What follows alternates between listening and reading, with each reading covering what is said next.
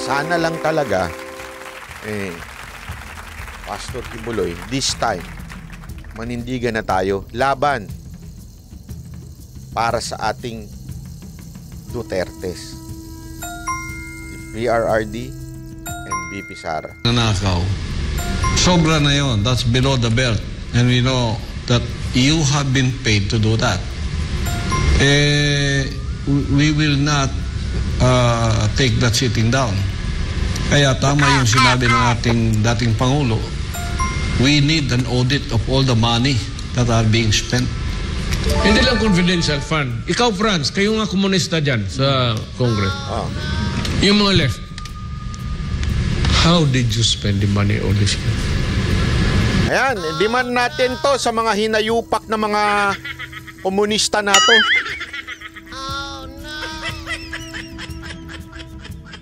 Where did you spend the budget? Don't tell me wala kayong budget. Pupunta lang kayo dyan. Tumatambay lang kayo. Where did you spend the budget? Do not make yourselves an exception. Ako, Presidente, open. You go back in time. Buksan mo lahat. Kasi alam mo, ito problema eh. Ito. Kaya nakakabuisit ito. Honestly kaya nakakabuisit ito mga kababayan. Ganito yan eh. Tamaan, huwag magagalit pero sapul talaga kayo dito. Marami sa inyo sapul.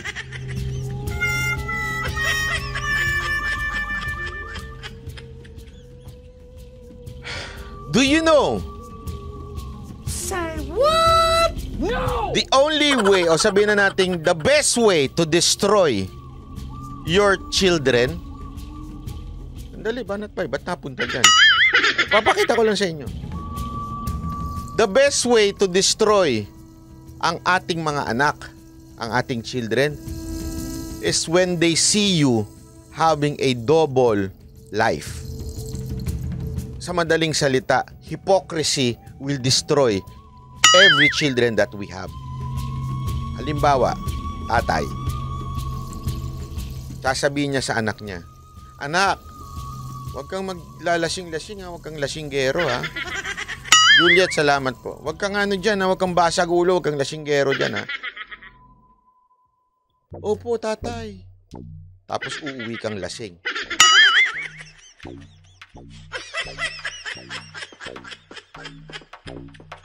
Uuwi kang lasing tapos sasaktan mo asawa mo, yung nanay nila. No!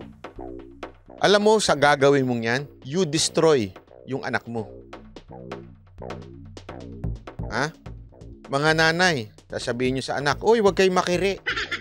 Huwag kayong haliparot. Baka mamaya mabuntis kayo." Tapos, kinakana mo yung driver. Oh, no! Tapos sasabihin mo dun sa anak, huwag mo sasabihin sa tatay mo Pogi kasi ni driver Ang galing kumambyo. Totoo yan.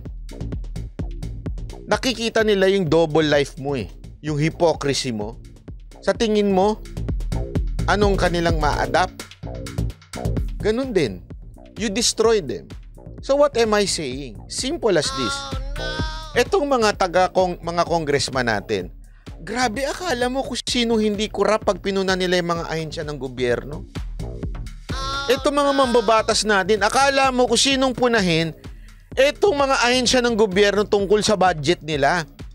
Pero alam naman nila all along, ito mga sekretary natin, na kayo ay bayarang mga congressman. Oh, no!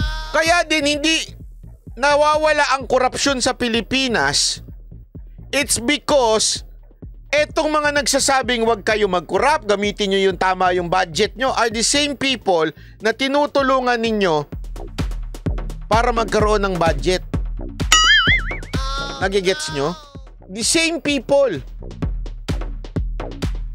Alam ko yan. Kasi kayo rin yung mga taong nangihingi ng porsyento pagdating sa mga projects sa DPWH.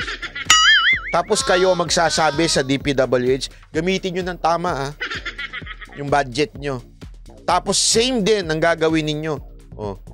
Kayo pa ang maglalagay ng district engineer para sigurado sa construction, pasok yung asawa mo, kaya yung anak mong may construction.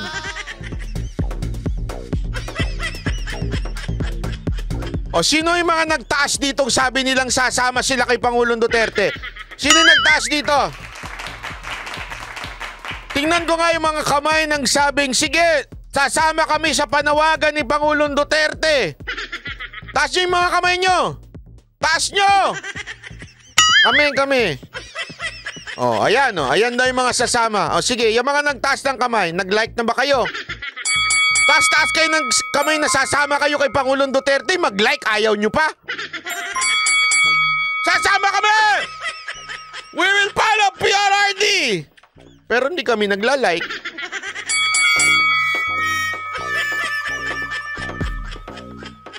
Di ba? Yan ang hirap sa atin, puro tayo salita lang pero mag-like man lang at mag-share ng channel na to, hindi nyo magawa. Gusto nyo sumama, di ba? O mag-like kayo para kumalat itong video natin. I-share ninyo, di ba? Hindi yung puro tayo daldal lang din. Ang hirap sa atin para tayo mga congressman Di ba? Hindi alam mo kung bakit ko pinupuna to. Hindi ko pinupuna to dahil gusto ko lang dumami yung likes Hindi ito yon, okay? Isa lang yon. Actually, mga makukulit lang natin mga moderator Pero ang totoo nito, minsan kasi, ito problema sa ating mga Pilipino. Ito, diretsuhan tayo, real talk tayo dito Ang problema sa ating mga Pilipino, ang dunong natin, tayo ang pinakamadunong. Sasama kami! Lalabang kami! Pero pagdating sa sunuran na sa karsada, wala na. Kayo na lang sumunod. Di ba? Pagdating sa disiplina, nawawala na. Sasama kami! Tatawid lang sa tamang tawiran, hindi magawa. Tama, mali. Hindi, sagot kayo. Kaya nga sabi ko nga sa inyo, kung gusto ninyo sumali sa movement ng Banateros, simulan natin sa bawat isa sa atin. Diba? Ayusin natin yung buhay natin. J.O. Odrasir, salamat po. Mia Mores Oliva, salamat po.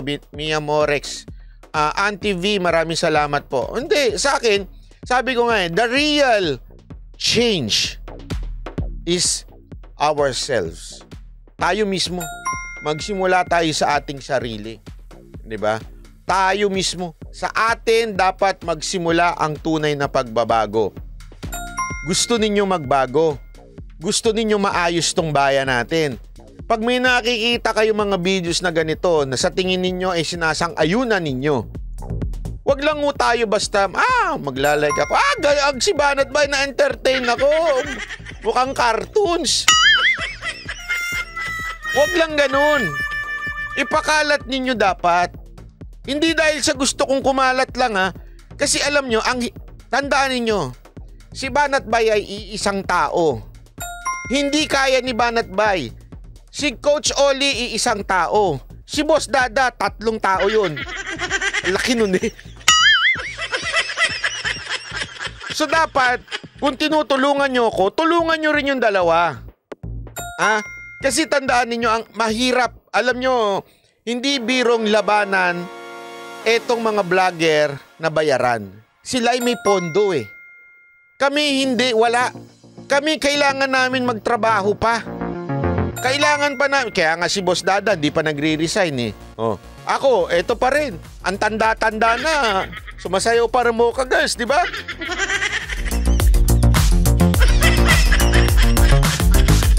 Kasi nga sinasabi ko nga sa inyo, kailangan natin magtulungan.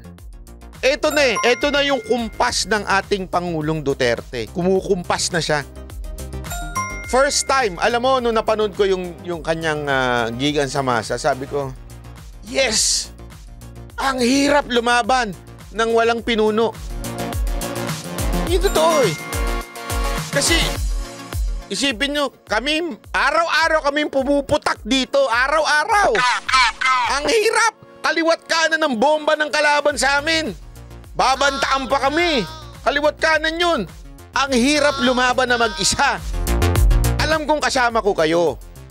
Pero iba talaga pag ang kumpas ng galing na sa ating Pangulong Duterte, malaking bagay na ho yun. Kaya nakakatuwa. Walang biro, ako tuwan-tuwa ako. Tayo kasi, tayo to eh. I mean, everyday. Ilan tayo? 2,000. Oh, minsan 3,000. Everyday tayo, sama-sama tayo. Pero minsan, di ba, parang ang hirap lumaban. Di ba? Tayo, nila Boss Dada, nila Coach Oli, tayo lang to. Hirap lumaban. Pero this time, nakikita na natin, mga katulad ni Sas, si Rocky nagalit na rin. Eto na si Pangulong Duterte. M3L Guerrero, salamat po. Ayan na. Nagsisimula na. Sama-sama na tayo this time. Tulungan tayo. Kung kayo ay dating tanso. Sino ba dito yung dating tanso? Lucy Espera, salamat po. Meron ho ba ditong dating tanso? Meron ho ba ditong dating tanso? Wag ho kayo mahiya. Sige na ho, wag ho kayo mahiya. Kung dati ho kayong napaniwala at nabudol, it's okay. Walang problema yan. It's okay if dati kayong tanso. Taas nyo ang kamay nyo. Ha? Sige na, pati paa nyo, itaas nyo na rin. Hindi ho masama. Lahat nga tayo nabudol eh. Si BP Sara nga nabudol eh. Kaya huwag kayo mahiya. Tanso, yung mga nabudol na mga Marcos. Yun. Mga nabudol ni Sangkay. Mga nagpapaniwala kay Sangkay at saka kay Coach Jarrett. Taas nyo kamay nyo. Nabudol kayo nun. Di ba? Nabudol kayo. Ngayon, bawi kayo. Wag lang kayo magmanahimik. Bumawi kayo. Aminin nyo, nabudol kami. Ang bira, naloko kami talaga. Akala namin magpapatuloy yung katulad ni Pangulong Duterte, hindi pala naman. Okay lang yun. Walang problema yun. Bakit? Lahat naman tayo nagkakamali. Tandaan niyo yan, lahat naman tayo nagkakamali. Ang importante, marunong umamin sa pagkakamali. At ngayon muling babangon. Yun ang importante. Mayor Abraham, salamat po. Ako? Taga Davao. Kilala mo rin niyo ako. Ganito makaganda ang Davao kung niwaldas ko yung discretionary fund ko, intelligence fund. Ganito kaya, you know the history of Davao. Nandiyan si Pastor. Kayo lahat, you're a living witness. Now maganda ang Davao. How did it came about? How did it flourish? Kinain ko yung intelligence fund. Ang intelligence fund, binili ko, pinapatay ko lahat. Kaya ganun ang Davao. Solid yun. Yung mga kasama ninyo, pinatigok ko talaga. Kaya alam mo na naman ng Twitter si Pangulong Duterte. Tingnan mo na yung intelligence fund. Ginamit lang para...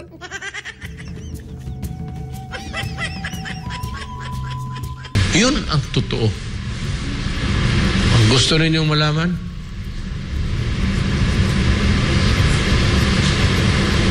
Pati Office of the President. How much are you spending? Kaibigan ba natin si Bongbong? Pero para wala ng make COA the guardian of the people's money, open up everything including yours, kayong taga-COA. Kasi kung mag-audit kayo minsan, tapos may nakita kayo mali, binibigyan kayo, tumatanggap kayo, Nako. at pinapalusutin niyo. So pati kayo, open up. Kayo mga Pilipino, ilang COA investigations, huwag lang ninyong tanongin na pangalan. Sabihin ninyo, magkano ang binibigay nila sa mga COA nag-imbestiga.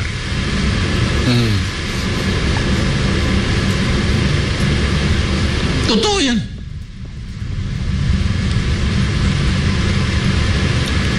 Kaya nung akong prosecutor, tanod bayan ako. Wala pa yung ombudsman. I was a special prosecutor of the Tanod Bayan. Yun ang predecessor ng ombudsman sa bagong konstitusyon ni Cory. Kaya may makita ako minsan na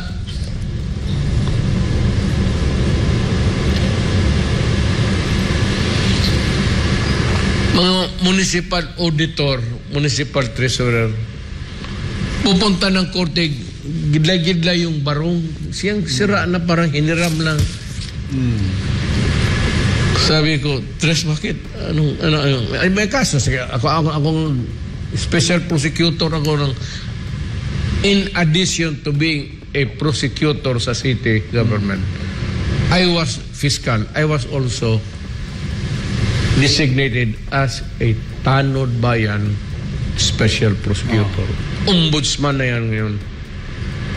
Wala bang ombudsman? So makita ko bakit yung purchase ng tractor doon sa munisipyo bang na-imbestiga kami gano'n no? Siyempre mayor talaga ang kukupit dyan. Sino pa? Gobernador or mayor, magpangkahan tayo. Yung mga treasurer, wala ka na hindi ang binibigyan eh. Hindi. Kung bibigyan man, magandang loob yung mayor. Nakamakaawa itong mga to.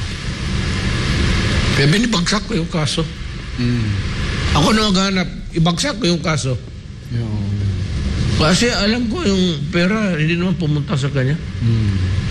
Sabi ko, sige lang, next time. Bagsak ko itong kaso. May nawalang pera, pero hindi sa kanya pumunta. Bakit ko pirituhin ito? Simple justice. Why would I praise him in hell? Na alam ko man sa loob ko, tanda na ako. Sabihin ko na sa Pilipino lang, alam ko na kawawa ito.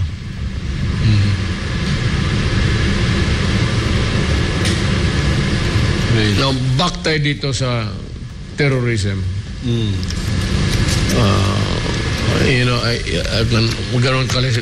That's the usual. You have to rumble on.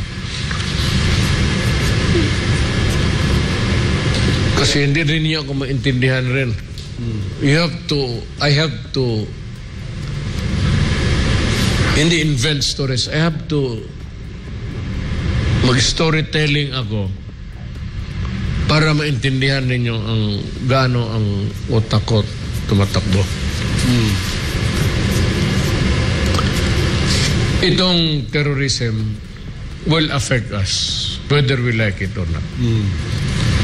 But I am just praying na itong ating mga kapwa Pilipino, please do not do that. Ito ha, pag-usapan lang natin. Alam nyo kung bakit intense si Pangulong Duterte pagdating dyan sa confidential funds na yan? Kasi alam niya, tandaan nyo may nangyari sa atin sa Pilipinas. Nangyari na yan sa atin, di ba, doon sa Marawi. Alam nyo yung nangyayari sa Israel ay hindi po yan, hindi lang yan isolated case. Mapakarami hong ganyan sa buong mundo.